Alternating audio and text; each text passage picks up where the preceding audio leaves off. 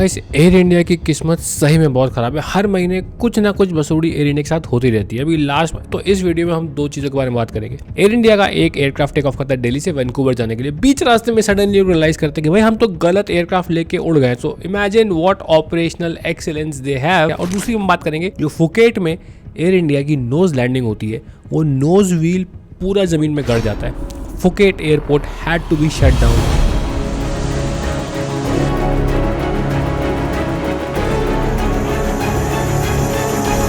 First let's talk about Air India flight जो कि 19 March को चलती है। Air India 185 Delhi to Vancouver, Boeing 777-200। Now I have talk to some people in Air India to understand कि दिक्कत क्या होगी। देखिए, एक होता है ऑपरेशन कंट्रोल सेंटर, वो हर एक जहाज की स्केड्यूलिंग दिखता है कि ये जहाज सुबह दिल्ली से बैंगलोर जाएगा, बैंगलोर से ये जाएगा रांची, रांची से कोलकाता जाएगा, कोलकाता में एयरक्राफ्ट स्वैप होगा, यहाँ से ये जाएगा और रात को यहाँ रुकेगा। तो पूरे नेटवर्क की एक प्लानिंग होती है। अब when you fly to Europe, America, North America, Canada, US, तो यूएस और कनाडा के स्पेसिफिक प्रोसीजर होता है कि मान लो आपकी कंपनी में 100 जहाज़ है, हम 100 के 100 अपने आने नहीं देंगे। हमें जो एयरक्राफ्ट हमारे देश में एंटर करेगा उसमें ये सिस्टम्स चाहिए तो हम अप्रूव करेंगे। तो आपके 100 जहाज़ों में से ये 15 जहाज़ हैं जो हमें लगता है केपेबल है, वाइड बॉडी है, what ever specification they want, हम इन 15 जहाज़ों को अप्रूव कर रहे हैं। इन 15 में से आप कोई भी किसी भी दिन स्केड्यूल करके हमारे लैंड करा दो, we approve this list. And I am sure कि इतना ऑटोमेशन आ चुका है एविएशन इंडस्ट्री में कि यार वो सिस्टम वही फ्लाइट लेगा, क्योंकि आपने वो फीड करके रखा भाई इन 15 जहाज़ में से स्केड्यूल करना। तो अगर मेरी कनाडा की फ्लाइट लगी हुई है 19 मार्च के दिन, तो देखेगा हाँ यही भाई उन लोगों ने गलत जहाज़ भेज दिया जो कि ट्रांसपोर्ट कनाडा अथॉरिटी से अप्रूव्ड ही नहीं था, और वो टेक ऑफ कर गए। और कितने सारे चेक्स होते हैं टेक ऑफ करने से पहले, भाई सबसे मिस हो गया, जिसने शेड्यूल किया उससे मिस हो गया, इंजीनियर से मिस हो गया, पायलट से मिस हो गया। खैर मेन तो ये ऑपरेशन कंट्रोल सेंटर का ही जो शेड्यूल करते हैं, यहाँ जाके कहीं चाइना के ऊपर वो रियलाइज करता है कि भैया मैं तो गलत जहाज़ पे आ गया।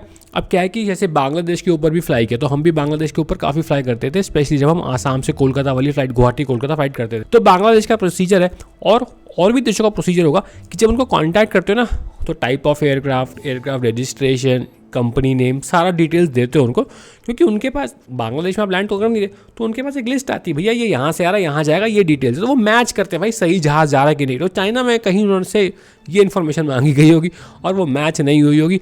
अब उनको पता लगा अब क्या करें, तो देन कंपनी से मैसेज आया भाई वापस जाओ। इमेजिन एयर इंडिया ने कितना पैसा वेस्ट कर दिया जस्ट एक सिंपल सी मिस्टेक, और ये कैसे हो गई आई स्टिल डोंट अंडरस्टैंड। अच्छा ये तो हो गई, जहाज़ वापस लौट गया, बड़ी न्यूज़ बनी, इट वॉज अ ब्लंडर। और अब ऐसे ब्लंडर एयर इंडिया में कैसे हो रहे हैं वो एयर इंडिया ही जाने, बट मेरे साथ भी एक ऐसा इंसिडेंट हो चुका है।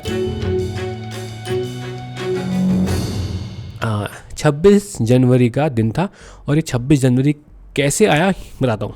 मैंने टेक ऑफ किया दिल्ली से दुबई, तो उस समय मैं इंडिगो में था। तो भाई उस दिन हुआ क्या, ये जो दो आप देख रहे हो ये हो गए दुबई, जिसको बोलते हैं DXB। दुबई पे 2 रनवे, एक लैंडिंग के लिए यूज़ करते हैं लेफ्ट वाला, 31 लेफ्ट और 31 राइट, ठीक है भाई। तो यूजुअली ATC क्या बोलता है, हम लोग आ रहे हैं, मतलब 6E021 नंबर है। अभी ये जो सेंटर लाइन एक्सटेंड है इसको बोलते हैं यार लोकलाइजर। तो क्या होता है कि हमें ATC एक लास्ट हेडिंग देता है, वो ये ऐसी हेडिंग दे देगा भाई। फॉर सिंपलिसिटी मान लो कि ये नॉर्थ है, ठीक है ना, कॉम्प्लिकेशन में नहीं आते। तो ये हेडिंग लमसम क्या हो गई 330 लेट्स से। तो वो कह रहा है यार आई फ्लाई 021 फ्लाई हेडिंग 330। तो ये हमें लास्ट हेडिंग मिलती है ATC से। इसके बाद हम ऑटोमेशन एयरक्राफ्ट का ऑन कर देते हैं, और वो ऑटोमेशन ऐसा है कि वो इससे सीधा नहीं जाएगा। अगर उसको लोकलाइजर का सिग्नल मिल रहा है तो वो लोकलाइजर पे अपने आप टर्न होकर अपने आप को रनवे की सिधाई से अलाइन कर लेगा। एंड आप एक्सपेक्ट करते हो जब आप यहाँ पे हो कि हाँ भाई वो बोलता है कि fly heading 330 and intercept localiser for 31 left, ये रनवे का लोकलाइजर हो गया। लेकिन उसने हमें उस दिन वो दिया ही नहीं, और हम सोचते भाई कर क्या रहा है बंदा। होता क्या है सुनो आगे, हमें वो यहाँ पे ले गया, इस लोकलाइजर के इस साइड ले गया। हमें लगा कोई बात नहीं भाई, लोकलाइजर के उस साइड ले गया, थोड़ा ट्रैफिक होगा उसके पास, थोड़ी डिले होगी, वो यहाँ से दोबारा घुमा के हमें ऐसे ले आएगा। हम चिल बैठे हुए, हम पहुँचते हैं यहाँ पे। अब ये दुबई का एयरपोर्ट है और यहाँ भाई अल मखतूम का एयरपोर्ट है। मैं अल मखतूम कभी गया नहीं। एज ए पायलट आप किसी भी एयरपोर्ट पे जाते हो तो भाई थोड़ा तो प्रिपरेशन करना पड़ता है कि अल मखतूम की फ्रीक्वेंसी क्या, मैं ट्यून क्या करूँ, बॉक्स में क्या डालूँ, थोड़ी इन्फॉर्मेशन कुछ तो डालूंगा ना। मतलब कुछ नहीं डाला हमने भाई। दुबई हमें क्या कहता है, ये अल मखतूम के रनवे की सेंटर लाइन ना, फ्लाई हेडिंग, उसने हेडिंग चेंज करी, लेट्स से वॉट एवर 315, यहाँ पे कह रहा है फ्लाई हेडिंग 315 इंटरसेप्ट लोकलाइजर। भाई मैं लॉस्ट, मैं भाई हो क्या रहा है। मैंने उसको पूछा भाई हो क्या रहा है, कहता कन्फर्म ये कहता भाई तुम अल मखतूम जा रहे हो। हम भाई मतलब रनवे सामने दिख रहा है, कुछ जहाज में प्रिपरेशन नहीं की। मैंने फर्स्ट ऑफिसर को बोला भाई निकाल इन्फॉर्मेशन निकाल। मैंने कहा मेरे को थोड़ा टाइम और चाहिए, थोड़ा टाइम मैंने और मांगा। फाइनली हम लोग अल मखतूम लैंड करे। अल मखतूम लैंड करे, फिर मुझे ध्यान आया कि भाई तो 26 जनवरी है और पीछे से पैसेंजर्स को भी आता है 26 जनवरी। और 26 जनवरी के टाइम पे आपको उल्टे सीधे थॉट्स दिमाग में आते हैं। हमें लग रहा है भाई कहीं हम हाई जैक तो नहीं हो गया, क्या कुछ गड़बड़ नहीं हो गया। तो फिर हमने पैसेंजर का फ़ोन मैंने मांगा, वो captain at that time, company को फ़ोन लगाया, अपने बॉस को फ़ोन लगाया, फिर उन्होंने अरेंज कराया। लेकिन फिर यहाँ से यहाँ तक की flight, it was the shortest flight of my life in a big passenger aircraft, 3 minute की फ़्लाइट। और जब यहाँ सुनो जब यहाँ लैंड कर रहे हैं ना हम लोग इस एयरपोर्ट पे, पैसेंजर्स खिड़की से बाहर देख रहे हैं मिलिट्री एयरक्राफ्ट खड़े हुए हैं। सबको लोगों बस तो कुछ कांड हो गया। एनीवेज 3 मिनट की फ़्लाइट टाइम, रिफ्यूलिंग हुई, फिर उड़ के हम दोबारा यहाँ पे इस वाले दुबई में लैंड हुए। बाद में हमने पता चला कि भाई हुआ क्या। तो कहते हैं सर हम लोग जो है फ़्लाइट प्लान फाइल तो करते हैं, सारी इन्फॉर्मेशन को दुबई को दे दी थी, लेकिन अब दुबई ने नया प्रोसीजर चालू किया कि जब आप टेक ऑफ कर लो और दुबई एंटर करने वाले हो तो एक फ़ोन पे भी कन्फर्मेशन चाहिए कि ये फ़्लाइट आ रही है, ये नंबर आ रहा है। तो weird story but almost similar to what Air India had, but तो ये हो गया एयर इंडिया का रॉन्ग फ्लाइट वाला केस। अब हम चलते हैं एयर इंडिया के फुकेट वाले केस में।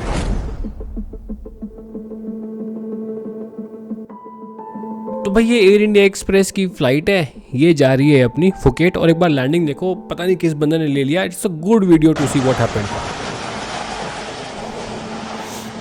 ये गया जहाज, ये फ्लेयर किया, बाउंस मारा, और ये देखो ये दोबारा नोज व्हील, ये देखो ऐसे आ रहा है, फ्लेयर किया, बाउंस किया एंड दोबारा नोज व्हील ठक, और भाई नोज व्हील टूट गया क्योंकि nose wheel is not suppose to take the load of the aircraft.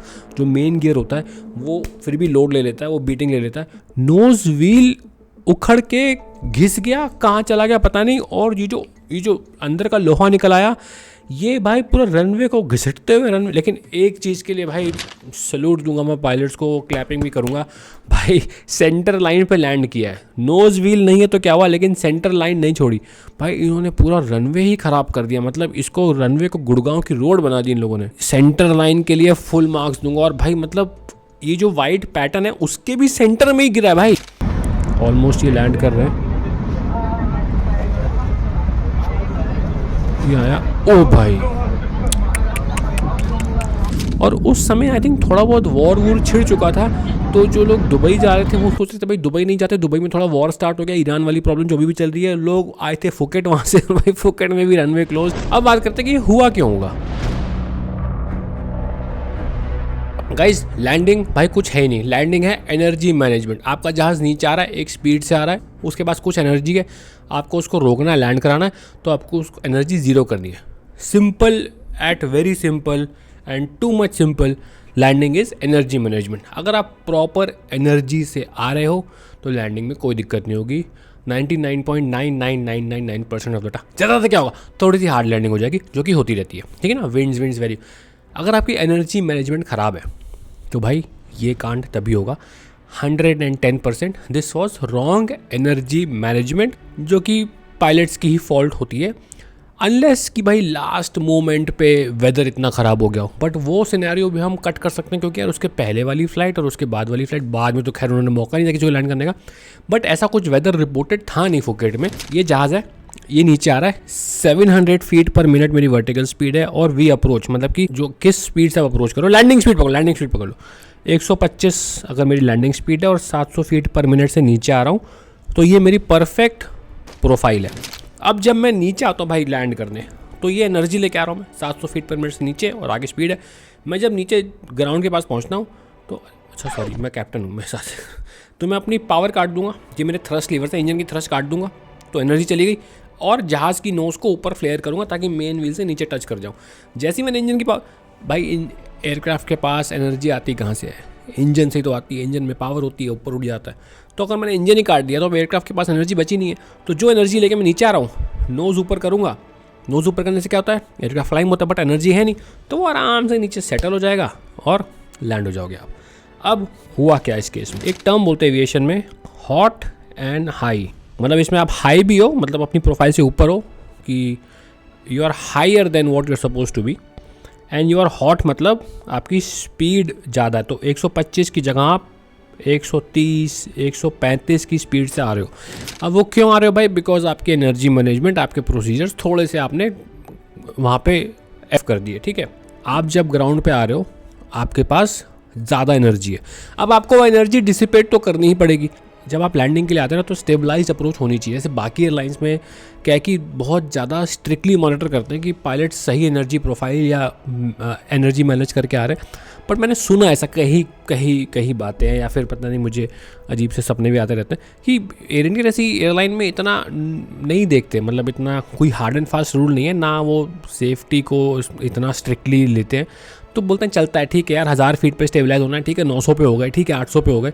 और ये तब ज़्यादा होता है जब बहुत सीनियर कैप्टन्स या ट्रेनर्स फ्लाई कर रहे हो। मतलब ऐसा तो, मतलब for sure I know this fact कि कुछ ऐसे सीनियर मैनेजमेंट पोजीशन में सीनियर पायलट्स हैं जो कि अनस्टेबलाइज अप्रोच मारते हैं, और क्योंकि वही सेफ्टी डिपार्टमेंट के हेड होते हैं या फिर वही इतनी बड़ी पोस्ट पे होते हैं कि सेफ्टी डिपार्टमेंट के नीचे आता है, वो अपना डेटा इरेज करवा देते पीछे से कि भाई कोई दिक्कत नहीं है, इसको हटा दे, मेरे पे क्या होगा, मैं तो मालिक हूँ। अब आप हॉट एंड हाई आ रहे हैं, आप ज़्यादा तेज़ आ रहे हैं, तो होगा क्या? एक तो आप हॉट एंड हाई आ गए, दूसरी क्या है आप लो आ रहे हैं। भाई लो आ रहे तो आप क्रैश कर जाओगे नीचे, तो लो तो मुश्किल ही होता है कुछ। तो दो चीज़ होती है, या तो आप फ्लोट करेंगे या तो आप बलून करेंगे। अब फ्लोट और बलून आपको मैं वीडियो से समझाता हूँ। ये देखो, ये एक एयरक्राफ्ट है साउथ वेस्ट का, ये लैंडिंग के लिए आ रहा है। हो सकता है ये हॉट एंड हाई आ रहा हो, मतलब थोड़ा फास्ट आ रहा हूँ। ये देखो, इसने ये बाउंस मारा, ये दूसरा, और ये तीसरा, और ये चौथा 4 बाउंस मार के। लेकिन भाई इसमें अच्छी बात क्या है, जब ये बाउंस मारा ना, दोबारा भी ये मेन गियर पे ही सेटल हुआ, इसने अपनी नोज़ नहीं मारी। ये सेस्ना आया, ए बाउंस, 1 2 3 4। ये तो फास्ट आ रहा, देखने से लग रहा है भाई। ये तो भाई नोज ही टच करा दी इसे। देखो नोज टच करा इसने। ये 3, ये 4, ऊपर तेरी क्यों तो टेक ऑफ ही कर गया भाई। ये छोटा एयरक्राफ्ट था इसलिए इसका काम चल गया, अगर बड़ा जहाज होता तो इसकी तो बात कर लेती। ये फ्लेयर किया, ये फ्लेयर किया, ये होता है फ्लोट, इसको बोलते हैं फ्लोट। ये फ्लोट भी किया, फिर बाउंस भी किया। तो ये जो आप देख रहे हैं, ये आपका करेक्ट प्रोफाइल है, यहाँ से आप लैंड करने आ रहे हैं। अब अगर तुम हाई एनर्जी से आ रहे हो, फास्ट हो, हाई हो, तुम्हारी जैसे अप्रोच स्पीड थी 125, लेकिन अब तुम आ रहे हो 135 की स्पीड से, भाई तो तुम्हें वो 10 नॉट्स की एक्स्ट्रा स्पीड जो यहाँ पे है वो वॉश ऑफ तो करनी पड़ेगी, किल तो करनी पड़ेगी। तो एयरक्राफ्ट में अगर स्पीड है और तुमने नोज अप करी तो एयरक्राफ्ट ऊपर जाएगा ना भाई। तो वो 10 नॉट्स की एक्स्ट्रा स्पीड, जैसे तुम लैंडिंग के लिए क्या करते हो, ऐसे लैंडिंग के लिए आप ऊपर खींचोगे नोज ताकि मेन गियर पे टच हो। जैसे आप नोज ऊपर खींचोगे भाई वो लिफ्ट हो जाता है। तो आप जब ऐसे आ रहे हो, नॉर्मल लैंडिंग होगी ये। अगर आप हॉट एंड हाई आ रहे हो तो दो चीज़ें होंगी। आप हॉट एंड हाई आ रहे हो, आपने नोज ऊपर खींची, टूइंग टूइंग टूइंग, फिर आप सेटल हो गए। दूसरी चीज़, अगर आपने नोज बहुत ऊपर नहीं खींची, एक होगा ये नहीं खींची, आपने बस नोज लेवल कर दी, तो क्या करोगे आप? फ्लोट करोगे, यहाँ जाके आप सेटल करोगे।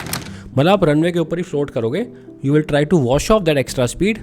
135 से जैसे 125 पे आओगे आप एक्स्ट्रा स्पीड, फिर आप नीचे टच करोगे। तो दो चीज़ होती है, या तो फ्लोट होता है तो बलून होता है। बलून मतलब आ रहे हो, टोइंग लैंडिंग। फ्लोट मतलब यहाँ पे आ रहे हो, ये हवा में फ्लोट हुए, फिर लैंडिंग। और यही हुआ था एयर इंडिया एक्सप्रेस के साथ। मैंगलोर 2010 का क्रैश आपको याद होगा, टेबल टॉप रनवे था। Air India hot and high आ रहा था, इतना फास्ट आया, वो फ्लोट हुआ, रनवे के बीच में टचडाउन हुआ और फिर वो रुक नहीं पाया एंड इट क्रैश।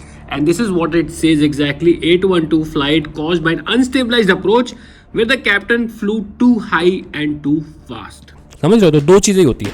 तो यहाँ पे भाई ये हुए बलून। लेकिन आप पूछेंगे दूसरा क्वेश्चन कि ये बलून हो गया तो बाकी चीज़ों में बलून होके भी टोइंग मेन गियर पे हुआ। इसका भी अगर मेन गियर पे टोइंग होता तो कोई दिक्कत नहीं होती। इसका तो टोइंग करके इसने नोज मार दी। अब भाई ये एक अलग एनालिसिस है जो कि जहाँ मेरा एजम्पशन काम करता है, मैं सिर्फ एज्यूम कर सकता हूँ अपने बेस्ट पॉसिबल नॉलेज से, अपना थोड़ा बहुत दिमाग लगा के जो भगवान ने थोड़ा बहुत दिया कि क्या हुआ हो सकता होगा। जब आपने बलून किया तो एक होता है कि यार पुट द नोज डाउन, क्योंकि आप बलून हो गए, ऊपर आ गए हो, तो आपको पता है कि भाई बहुत जोर से अब मैं बम्प करूंगा और बहुत तो गंदी लैंडिंग होगी, झटका लगेगा। Pilot instinct is to put the nose down, but भाई वो क्या होता है, नोज डाउन करते ही दोबारा से आपको ऊपर खींचनी होती है। थोड़ा सा कॉम्प्लेक्स प्रोसीजर होता है, मतलब और ये पर्सनल टेक्निक भी होती है। जैसे मैं क्या करता था, मैंने ये अपना काफ़ी टाइम पहले मुझे किसी ने सिखाई थी, भाई नोज अप करो, बाउंस हो गए, नोज डाउन करो, हल्की सी पावर डालो, और फिर दोबारा नोज अप करो। तो ये भाई प्रैक्टिस आता है, मैं बता रहा हूँ तो बहुत आसान लग रहा होगा, बट ये दिस इज़ प्रैक्टिस एंड काफ़ी प्रैक्टिस के बाद आता है ये आपको। और ऐसा किसी किताब में लिखा विखा भी नहीं है, बट सीनियर पायलट्स बोलते हैं कि यार जहाज़ किताब से नहीं उड़ता, जहाज़ एक्सपीरियंस से उड़ता है। That is why the best of the people in any field is someone who has a practical knowledge and experience both. हुआ क्या होगा भाई, हो सकता है कि एक सीट पे बहुत सीनियर पायलट हो और एक सीट पे एकदम ही नया पायलट हो, या फिर उसकी ट्रेनिंग चल रही हो, या फिर मतलब कोई एक तरफ ट्रेनर हो और दूसरों को सिखा रहा हो, और उस सेक्टर में फुकेट में लैंडिंग जो बंदा सीख रहा है मे बी उसकी पहली फ्लाइट हो पैसेंजर एयरक्राफ्ट में। आज तक वो छोटे जहाज़ पे या सिमुलेटर पे सीखता हो, भाई को पहली फ्लाइट मिली और पहली फ्लाइट में वो हॉट एंड हाई हो गया। ट्रेनिंग में ऐसा बहुत होता है और उसने लैंडिंग की हो तो, और क्या आता है, हम जैसे ट्रेनर होते हैं ना, वो एकदम हर बात पे उसको हाथ नहीं मारते, क्योंकि जब हर बात पे हाथ मारोगे बंदा सीखेगा कैसे, थोड़ा उसको करते हैं, लेकिन वो बाउंड्री की कब हमें टेक ओवर करना है कब उसको नहीं करना। And mind you this is all what I think might have happened, ठीक है, इसमें कोई सच्चाई हो सकता है ना भी हो। उसने हॉट एंड हाई आया होगा, बाउंस हुआ होगा, तो ट्रेनर बोला पुट द नोज डाउन, उसने करी भी होगी भाई, लेकिन उसने ज़्यादा नोज डाउन कर दी होगी। ये है बोइंग में टेक ओवर नहीं कर सकते, एयरबस में क्या आप टेक ओवर कर सकते हो कि यार मैं ऐसा बटन दबाऊंगा कि सामने वाले बंदे के सारे इनपुट्स अब डिसरिगार्ड करेगा एयरक्राफ्ट और पूरा कंट्रोल मेरे पास है। तो हो सकता है एयरक्राफ्ट उसने कहा पुट द नोज डाउन, तो ट्रेनर ने अपनी भी नोज डाउन डाली, उस भाई ने अपनी भी नोज डाउन डाली, साला वो एकदम ही नोज डाउन, और वो जहाज सीधा ऐसे नोज गई उसकी और नोज लगी सेंटर लाइन पे और काम तमाम। And this thing happened. मुझे एक इंटरेस्टिंग चीज़ याद आ गई कि भाई अगर आपको याद होगा 2011 में इंडिगो के साथ भी ये कांड हो चुका है। इंडिगो की बड़ी फेमस कैप्टन थी, कैप्टन परमिंदर कौर गुलाटी। उन्होंने गोवा में फरवरी 2011 में नोज लैंडिंग कर दी थी और वो भी जहाज़ ऐसी ख़राब हो गया था और गोवा का एयरपोर्ट में भी सेम हुआ था। उस समय पे सोशल मीडिया नहीं था, ट्विटर नहीं था, कुछ नहीं था, तो इतनी बात बढ़ी नहीं। एंड भाई उसके बाद अगर जिन लोगों को याद होगा जो एविएशन में है फॉलो करते, फिर इंक्वायरी हुई कि क्या हुआ, फिर पता चला कि उन पायलट के पास फेक लाइसेंस था। और उसके बाद पता चला जब डीडीसी इंक्वायरी हुई, पुलिस केस भी हो गया कि डीडीसी के बहुत सारे बंदे इन्वॉल्व थे और ये फेक रैकेट था। और उस समय काफ़ी लोग ऐसे पकड़े गए जिन पे फेक लाइसेंस था, मतलब कि वो उन्होंने एग्ज़ाम्स पास नहीं किए, बस पैसे लेके। फिर ऐसी भी न्यूज़ आई थी कि यार एक एग्ज़ाम पास करने के 1 लाख रुपए लगता है। And then lot of news came out, DDC के बहुत सारे ऑफिशियल्स पकड़े गए थे, DDC fake pilot racket busted, काफ़ी फिर पायलट्स और भी निकले जिनके पास फेक लाइसेंस था। और भाई उसके बाद आया कि एग्जामिनर्स, जो कि उस समय इंडिया में पायलट्स की बहुत कमी थी, एग्जामिनर्स जो कोलंबिया से आए थे, मैक्सिको से आए थे, वो अपने देश वापस भाग गए और पता चला कि वो भी सब फेक थे। मतलब अब उन्होंने एग्जामिनर्स ने इंडियन पायलट्स को जिसको ट्रेन किया था, जिनको पायलट बनाया था, अब उनके हाथ कांपने लगे कि भाई हमें जिसने ट्रेन किया वो खुद ही फेक है, तो अब हमारा लाइसेंस का क्या होगा। But this whole racket was busted और ये नोज लैंडिंग का कांड 2011 फरवरी में भी हो चुका है, जहाँ पे बहुत बड़ा कैन ऑफ वर्म्स ओपन हुआ था फेक पायलट का। एंड काफ़ी ज़्यादा क्लीनिंग हुई उसके बाद। बट आई होप ये फुकेट वाली लैंडिंग के बाद जब इन्वेस्टिगेशन कंप्लीट हो तो ऐसा कोई कांड ना निकले। तो ये था वीडियो एयर इंडिया के ऊपर। Thank you so much for watching this video. अपना ख्याल रखिए, बाय बाय।